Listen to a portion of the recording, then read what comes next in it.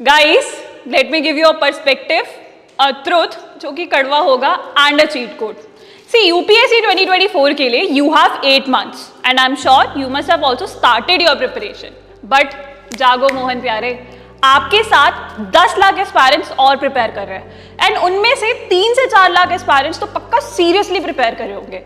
तो आप कहाँ स्टैंड करते हो वहां पे? देखो, अब आपको ये तो पता चल गया कि आप कहाँ पे स्टैंड करते हो. Now it's the turn off कड़वी सच्चाई. भाई, इस एग्जाम में 99% of students would not even clear the first stage, that is prelims. क्यों? क्योंकि हर एक स्टूडेंट हार्डवर्क करने में लगा हुआ है. बट यहाँ पे हार्डवर्क की बात है ही नहीं. It's about the direction in which you are putting your hard work. आपको इस एग्जाम में हमेशा 2 स्टेप आगे रहने पड़ेंगे कंपटीशन से.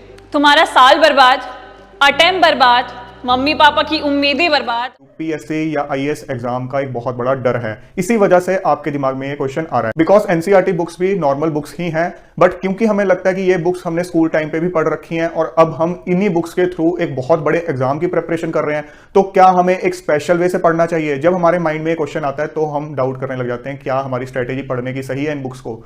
डर है आपके दिमाग में आईएएस एग्जाम को लेके, जो कि आपके अंदर ये क्वेश्चन ला रहा है. बिकॉज आपको लग रहा है इतना बड़ा एग्जाम है और एनसीईआरटी बुक्स को तो आप कुछ समझते ही नहीं हो, उसको तो यूजलेस सी बुक्स समझते हो कि स्कूल लेवल की बुक्स हैं. बट अब क्योंकि मुझे पढ़नी पड़ रही है तो पता नहीं शायद कोई स्पेशल वे होगा इनको पढ़ने का. तो अगर आपके माइंड में क्वेश्चन आ रहा है तो बिल्कुल बेसलेस क्वेश्चन आ रहा है. आप जस्ट अपना टाइम और एनर्जी खराब कर रहे हो इसके बारे में सोच के. आपको ये चीज समझनी होगी कि यूपीएससी का एग्जाम भी बाकी कॉम्पिटेटिव एग्जाम्स की तरह ही है. हर कॉम्पिटेटिव एग्जाम में कॉम्पिटिशन है. हर कॉम्पिटेटिव एग्जाम आपसे हार्डवर्क डिमांड करता है.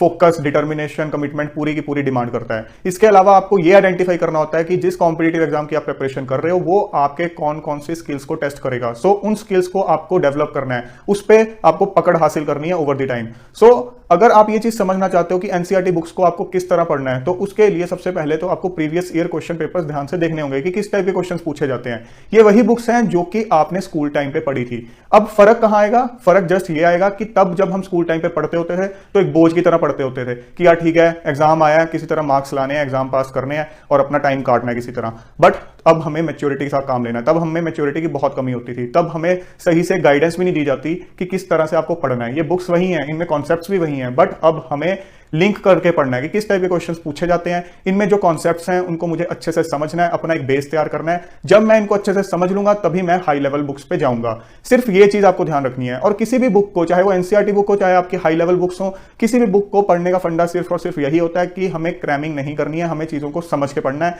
और साथ साथ हमें नोट्स भी बनाने हैं. जो उसमें से की पॉइंट्स हैं उनको डिराइव करके हमें नोट्स भी बनाने हैं. सो कोई आउट ऑफ द बॉक्स वे नहीं है एनसीईआरटी बुक्स को पढ़ने के लिए. जब आप यूपीएससी प्रिपरेशन कर रहे हो, एक ही फंडा है कि ध्यान से पढ़ो, अच्छे से समझ के पढ़ो, नोट्स बनाते चले जाओ और अपना एक बेस तैयार करो. That's it. इससे आगे कोई स्पेशल वे नहीं है एनसीईआरटी बुक्स को पढ़ने का. एक इंपॉर्टेंट चीज का जरूर आपको ध्यान रखना है, वो ये है कि आपको क्रैमिंग नहीं करनी है, क्रैमिंग अवॉइड करनी है. कुछ फैक्ट्स डेफिनेटली होते हैं जिनको आपको क्रैम करना पड़ता है, बट हमें अननेसेसरी क्रैमिंग अवॉइड करनी है. लाइक जब हम स्कूल टाइम पे पढ़ते होते थे, हिस्ट्री जैसे सब्जेक्ट्स, ज्योग्राफी, पॉलिटी जैसे सब्जेक्ट्स को हम क्रैम करते होते थे. इनको समझते नहीं होते थे ज्यादातर केसेस के अंदर, बट अब हमें समझ के पढ़ना है. अगर आप हिस्ट्री भी पढ़ रहे हो तो अपने दिमाग में एक मूवी की तरह पढ़ो. इवेंट्स को रिलेट करके पढ़ो. ये नहीं है कि रट्टा मार लिया कि इस साल के अंदर ये हुआ, उसके बाद ये हुआ. सीक्वेंस बना के पढ़ो कि इस इवेंट के बाद ये हुआ, इसके बाद ये हुआ. एक मूवी की तरह जब आप उसको समझ के पढ़ोगे तो आपको इंटरेस्टिंग भी लगेगा और रिटेन्ड भी रहेगा काफी टाइम के लिए. इसी तरह ज्योग्राफी पढ़ रहे हो तो उसको जो आपके रियलिटी के अंदर एग्जिस्टिंग चीजें हैं उनके साथ रिलेट करके पढ़ो. पॉलिटी पढ़ रहे हो तो करंट इवेंट्स के साथ रिलेट करके पढ़ो. इसी तरह से जो बाकी के टॉपिक्स हैं like environment, science and technology, economics, इन चीजों को भी आपको समझ के पढ़ना है, करंट इवेंट्स से रिलेट करके पढ़ना है. यही एक सिंपल स्ट्रेटेजी है जो आपको फॉलो करनी है. और आपको इस चीज का भी ध्यान रखना है कि जब आप यूपीएससी प्रिपरेशन करते हो, आपको नॉर्मली ये गाइड कर दिया जाता है कि 6th क्लास से लेकर 12th क्लास तक की सारे सब्जेक्ट्स की एनसीईआरटीज पढ़ डालो. बहुत गलत एक ये परसेप्शन बन रखी है. आपको ब्लाइंडली इसको फॉलो नहीं करना है. मैंने आपको पहले भी बता रखा है कि यूपीएससी के लिए